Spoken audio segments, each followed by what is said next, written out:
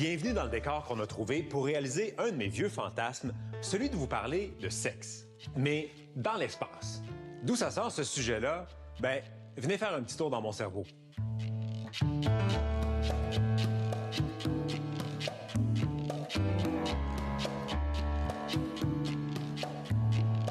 Imaginez, j'avais l'air de ça quand le premier Star Wars est sorti. General Kenobi. C'était il y a très très longtemps, d'accord, mais il y avait déjà des villes complètes sur d'autres planètes. En fait, j'ai passé mon enfance à lire de la science-fiction puis à regarder des séries comme Ulysse 31.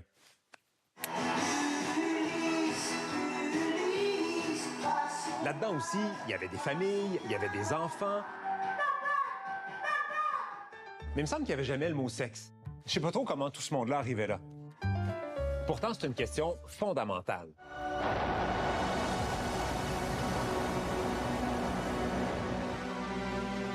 Parce qu'en ce moment, on rêve de base sur la Lune, d'aller sur Mars ou carrément d'occuper Mars. And one day, we will indeed occupy Mars.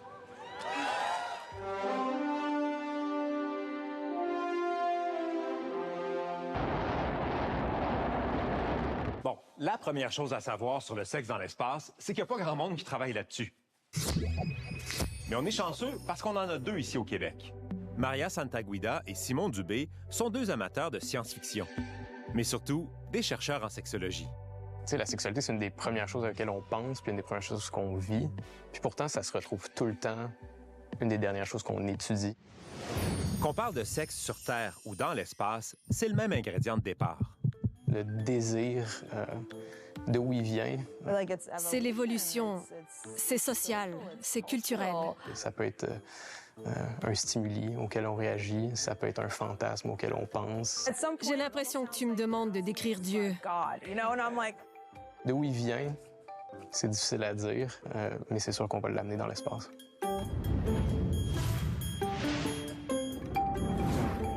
Et justement, l'automne dernier, Simon Dubé est allé là où aucun chercheur n'était encore allé. Bon, ça y est, ça commence? Ça commence? Yeah, content? Oui, absolument, excité. Là. En fait, ça fait des décennies que les chercheurs et les chercheuses demandent à l'Agence spatiale de s'intéresser à cette question-là. Puis à date, la réponse est toujours non. Fait que nous, on est tannés d'attendre. Fait qu'on a décidé de le faire nous-mêmes parce que c'est important. We are ready to test, experiment, and explore together, and we want to wish all the crews a wonderful mission together. Pour cette toute première étude, il s'est tourné vers ce qu'on appelle des astronautes analogues, des gens qui s'isolent volontairement pour simuler des missions spatiales. Et certains ont répondu à ces questions. Il y a une vingtaine de participants de la mission qui ont accepté de participer à notre étude. On pose des questions au niveau des capacités à éprouver du désir, de l'excitation sexuelle et la capacité orgasmique.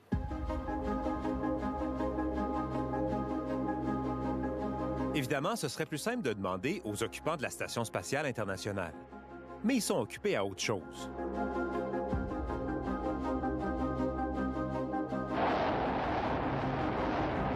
L'expérience où Simon a posé ces questions a duré à peine 2 semaines.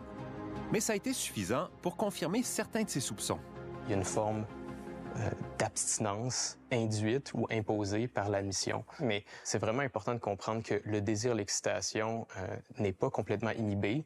Les personnes dans notre étude en éprouvent, ils sont attirés et ils ressentent de l'excitation sexuelle. Pour une mission vers Mars, on parle en tout de 2 à 3 ans.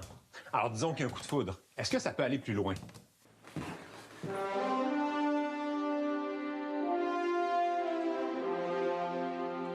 Un des gros problèmes dans l'espace, c'est justement qu'il n'y a pas beaucoup d'espace.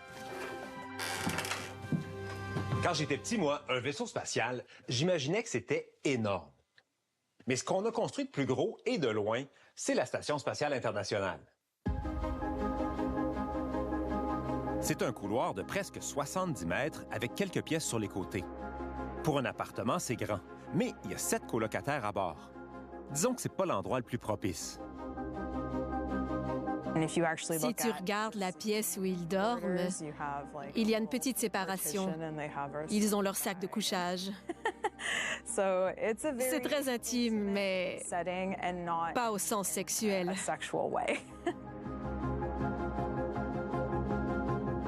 L'autre question qui revient souvent, c'est qu'en apesanteur, tous les liquides remontent vers le haut du corps. Alors, au milieu, est-ce qu'il en reste assez pour une érection ou pour lubrifier? Officiellement, la NASA pose pas la question. Alors, tout ce qu'on a, c'est des anecdotes. Il y a un astronaute, Mike Mullane, qui dit s'être réveillé en orbite avec des érections intenses et même douloureuses. À mon avis, il y a eu assez d'allusions pour soupçonner au moins des activités solitaires. Mais qu'en est-il du sexe à deux?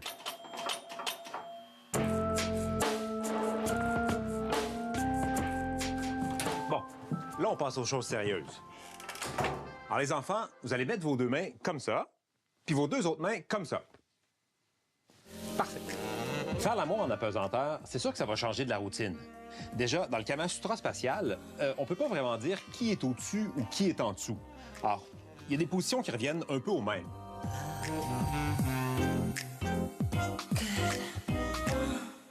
Sérieusement, le vrai défi, c'est que quand on pousse sur quelqu'un, ça nous repousse dans l'autre sens. Bref, c'est compliqué. Mais c'est pas impossible. Et c'est pas moi qui le dis. Est-ce qu'on peut faire l'amour dans l'espace? Probablement. Je ne vois rien qui l'empêcherait. Je veux dire, physiquement. C'est comme flotter dans une piscine. Il y a un moyen de faire l'amour. Pensez-vous qu'il y a déjà eu du sexe dans l'espace? Bonne question. Je ne suis pas sûr. Est-ce qu'il y en aura un jour? Absolument. Un jour, il y aura peut-être des hôtels en orbite. Alors, si ce n'est pas encore arrivé, ça finira par arriver. Si tu as payé des centaines de milliers de dollars pour aller dans l'espace, il y a peut-être des chances que tu veuilles en profiter avec ton ou ta partenaire. Donc, c'est important d'en tenir compte.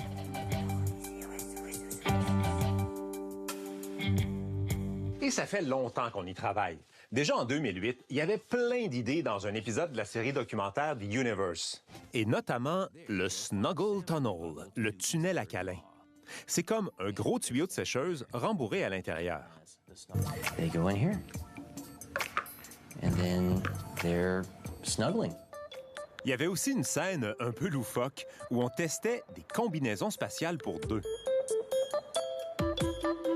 Que ce soit une combinaison pour deux, un tunnel à câlin ou même juste des cordes, c'est pas les solutions qui manquent. Bon, blague à part, on disait tout à l'heure que les agences spatiales sont plutôt frileuses. Mais Susan Bell l'est un peu moins. Et elle joue un rôle central à la NASA. Bonjour, Toby. Je m'appelle Suzanne Bell. Je suis psychologue et j'outille la NASA pour les futures missions spatiales.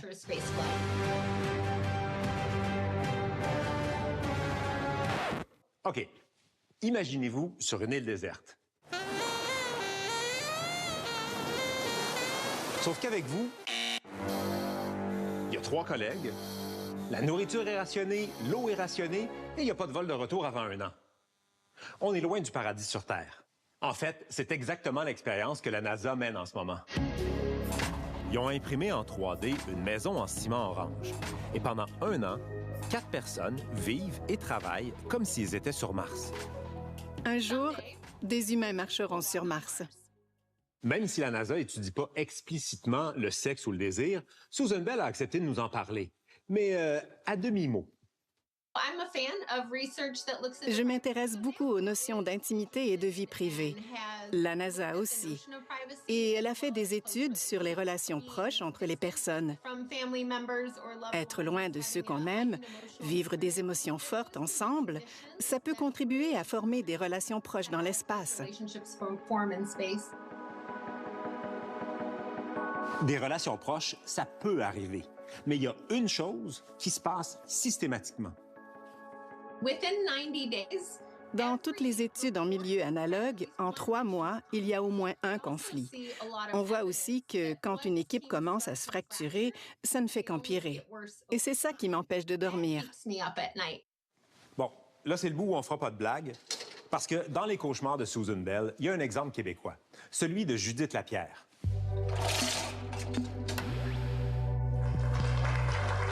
En 1999, elle s'est enfermée dans une réplique de station spatiale en Russie. Une femme avec 7 hommes. Ça a très vite dérapé. Mettons que le commandant russe n'avait pas reçu de formation sur le consentement. C'est vraiment, si je dis non à quelqu'un, puis je suis mariée, je suis allée là pour travailler, c'est pas pour autre chose, et me faire tirer par la main où il n'y a pas de caméra pour m'embrasser, ben moi, ça dépasse le harcèlement pour moi. Là. Ajoutez à ça que le groupe s'est divisé en 2 clans et que le participant japonais a claqué la porte. Disons que ça a levé plusieurs drapeaux rouges pour la suite des choses.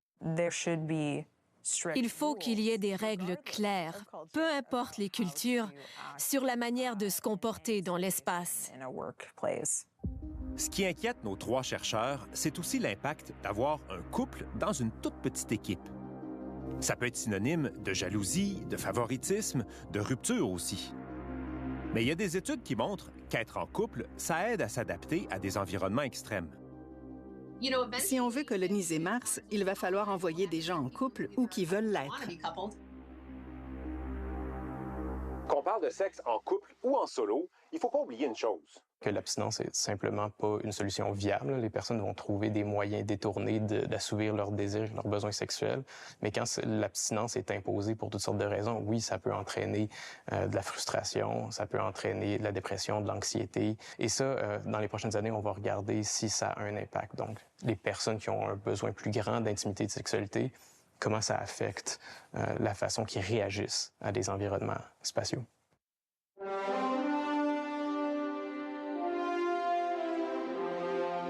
Pour savoir comment on fait des bébés, je suis retourné à la source.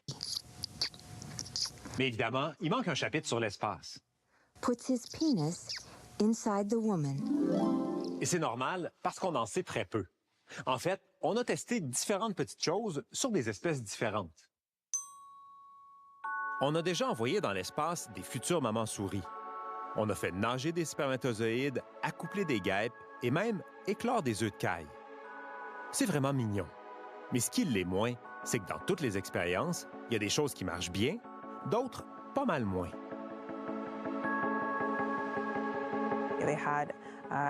Il y avait des malformations au niveau de leur bec, de leur cerveau et de leurs yeux. On a des données très fragmentaires et la plupart sont alarmantes. Alors, quand on parle de faire des bébés, capables un jour de faire d'autres bébés, il y a à peu près juste des points d'interrogation. On ne sait pas comment l'embryon va se développer, comment va se dérouler la grossesse et surtout l'accouchement.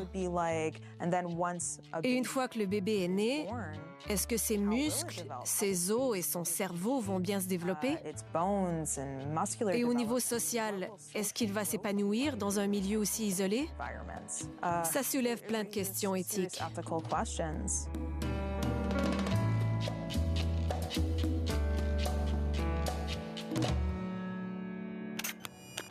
Et avec nous depuis Radio-Canada à Montréal, Toby Lebel, journaliste scientifique, justement Radio-Canada. Et c'est vous, Toby Lebel, qui avez réalisé ce reportage. Avec nous en plateau, Olivier Descibourg, journaliste spécialiste des questions spatiales à la RTS. Merci d'avoir accepté notre invitation.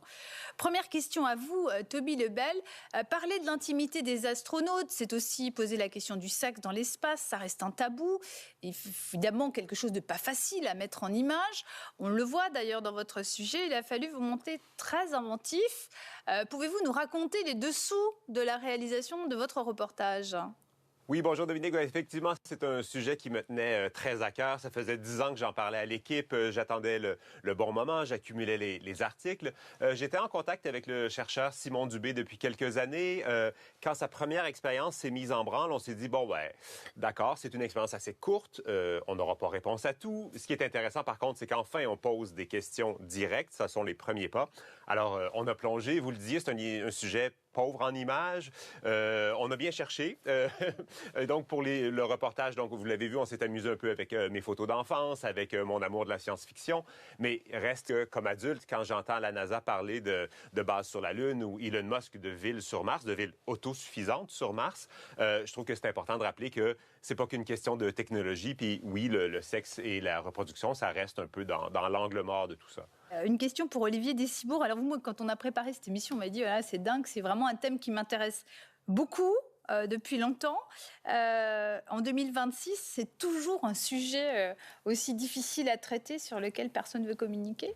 Alors c'est difficile, mais ça a été dit, parce qu'il y a extrêmement peu d'informations. La NASA refuse simplement de communiquer à ce sujet-là. Elle n'a jamais confirmé quoi que ce soit dans l'espace. L'Agence spatiale européenne aussi, et c'est pas étonnant, puisque l'Agence spatiale européenne n'a pas son propre moyen d'accéder à l'espace pour ses astronautes, donc elle dépend de la NASA. Et si elle devait communiquer, elle dépendrait aussi de la NASA, qui ne veut pas communiquer, donc on tourne un petit peu en rond. D'ailleurs, ce manque a été relevé dans un rapport de l'Académie même nationale des sciences américaines en 2023, qui dit qu'il n'y a quasiment aucune information. Il y a même très peu de recherche, qui est pourtant vitale si on pense à l'exploration spatiale à long terme. Et la raison toute simple, c'est qu'il y a très peu de financement aussi. Ce même rapport dit que le fameux Human Research Program de la NASA, le programme de recherche humain, est doté seulement de 130 millions. Alors c'est une paille par rapport au budget complet de la NASA. Donc ça empêche d'obtenir des résultats finalement intéressants. Alors une anecdote toutefois, il y a eu un couple qui a été dans l'espace. C'était 2 astronautes candidats pour des vols avec la navette spatiale qui ont formé un couple lors de leur entraînement, qui ont caché leur relation jusqu'au dernier moment, jusqu'à ce qu'ils puissent être plus remplacés pour voler. Ils ont donc volé ensemble, mais là aussi, aucune information sur leur intimité dans l'espace. Par contre, ce qu'on a, c'est beaucoup d'informations sur des études, des expériences qui ont été menées en biologie de la fécondation. On va en parler un petit peu après. Alors, la question du sexe dans l'espace, elle pose aussi, bien sûr, Toby Lebel, le sujet de la reproduction.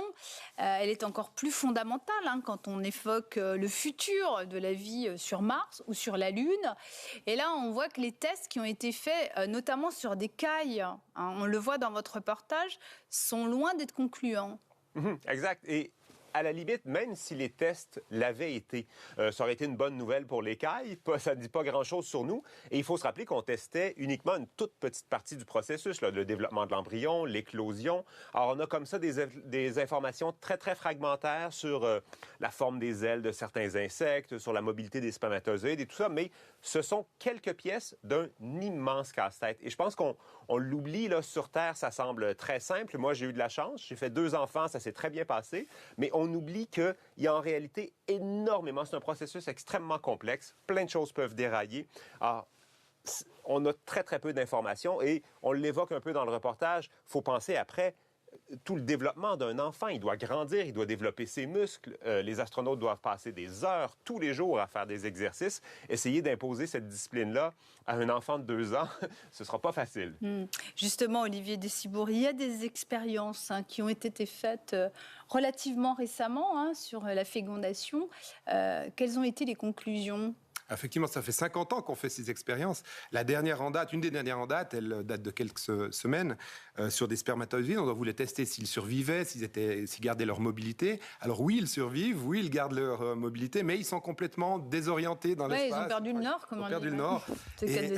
Donc ça, c'est probablement dû, encore une fois, à la gravité, à l'absence de gravité ou à la microgravité. Tout ça joue un rôle vraiment crucial pour la fécondation.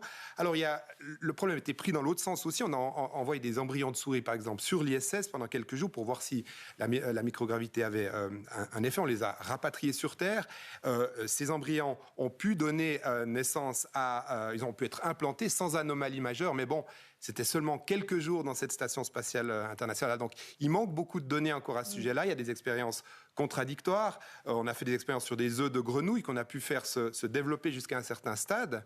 Et quelques années plus tard, elles ont été démenties par des expériences sur des embryons de souris qui n'ont pas pu se développer comme on le souhaite. Donc, tout ça pour dire que c'est extrêmement compliqué d'aboutir à une fécondation complète, à une gestation, encore plus à une naissance dans l'espace. D'autant plus compliqué, c'est qu'il y a aujourd'hui 11% d'astronautes sont des femmes. Est-ce qu'on a justement des informations sur les répercussions physiques et sur la réaction du corps de ces astronautes, femmes, ES ?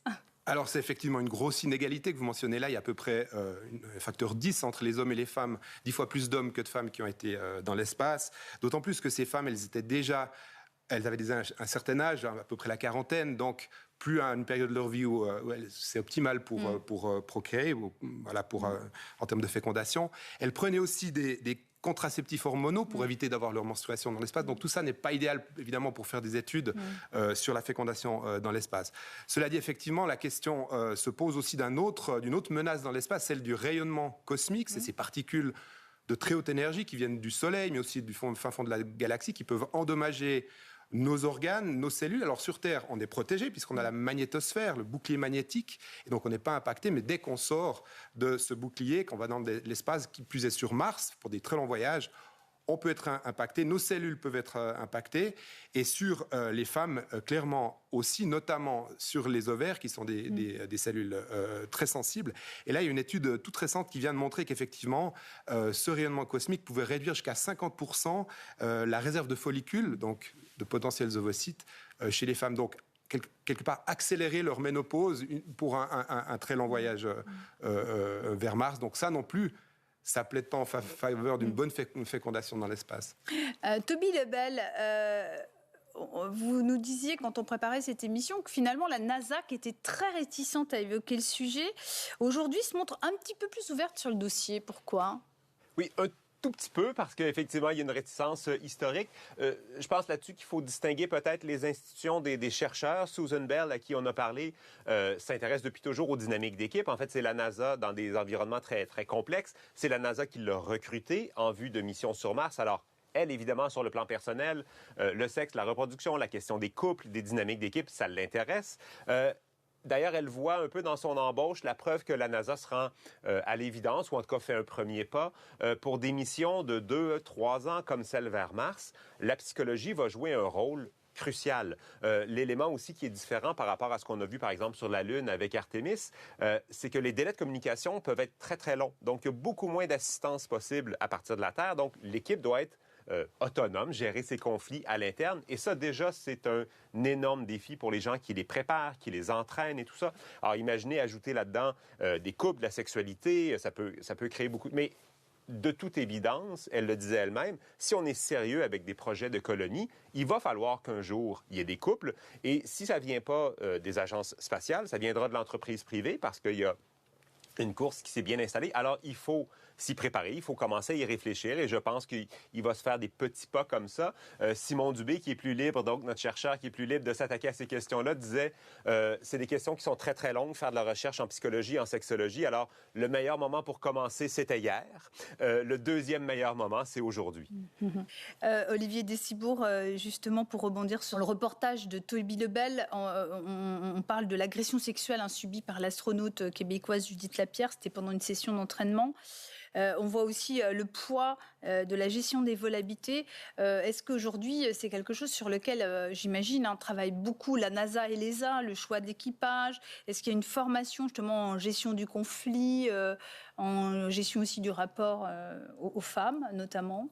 Alors j'en parlais justement il y a quelques années avec le directeur de l'Agence spatiale européenne, Joseph H. Basser, qui me décrivait la sélection de la volée actuelle, dont fait partie un Suisse, Marco Sieber, et qui louait justement ses compétences relationnelles. Et c'est extrêmement important. Donc non seulement les astronautes sont sélectionnés par rapport à ces compétences, mais bien sûr, ils sont aussi formés pour la suite, pour, par exemple, gérer les conflits, pour interpréter les comportements qui dépendent bien sûr des cultures, à la psychologie de l'isolement, au stress que ça induit, à la fatigue relationnelle que ça induit aussi. Et tout ça peut aussi être, et ça a été dit, entraîné sur Terre. D'ailleurs, il y a une expérience qui vient de débuter en Allemagne, au Centre européen des astronautes, qui s'appelle Solis 100, et qui, pendant 100 jours, va garder 6 personnes en confinement extrême pour simuler une mission. Donc tout ça, non seulement fait partie de la sélection des astronautes, mais en plus est entraîné, développé au fil des années avant les premiers vols. Toby Lebel, finalement, quand on vous écoute parler, Olivier et vous, on a l'impression que la vie sur Mars, sur la Lune, c'est peut-être pas pour demain quand même, hein? Les pronostics, c'est toujours un peu hasardeux. Moi, quand j'étais petit, je m'attendais à ce que ce soit pour bientôt. Dans le cas de la Lune, on l'a vu avec l'émission Artemis, c'est relativement près. C'est quelques jours aller, quelques jours retour, on peut ravitailler. Bon, ça reste beaucoup plus simple, disons moins complexe. Dans le cas de Mars, je pense qu'on a tendance à gommer certains détails, mais même pour une première mission aller-retour, il reste tellement de choses à comprendre, à inventer. On a parlé de psychologie, il y a la médecine, Olivier parlait des radiations, les micrométéorites. Il y a énormément de choses encore à régler. Et si on parle de s'installer, alors là, avant de pouvoir cultiver le sol, par exemple, il va falloir le traiter parce qu'il est toxique. Il va falloir extraire de l'eau, exploiter les ressources, il faut avoir les outils pour faire tout ça. C'est d'une complexité immense. Alors, oui, c'est un projet qui est inspirant. Les humains sont très, très bons pour trouver des solutions. Mais je pense que même s'il y a des solutions technologiques à tout ça, si l'humain est uniquement capable de se reproduire sur Terre, on fait un peu tout le reste, pas en pure perte, mais quand même. Merci, Toby Lebel, d'avoir été en duplex pour nous depuis Radio-Canada à Montréal. Merci, Olivier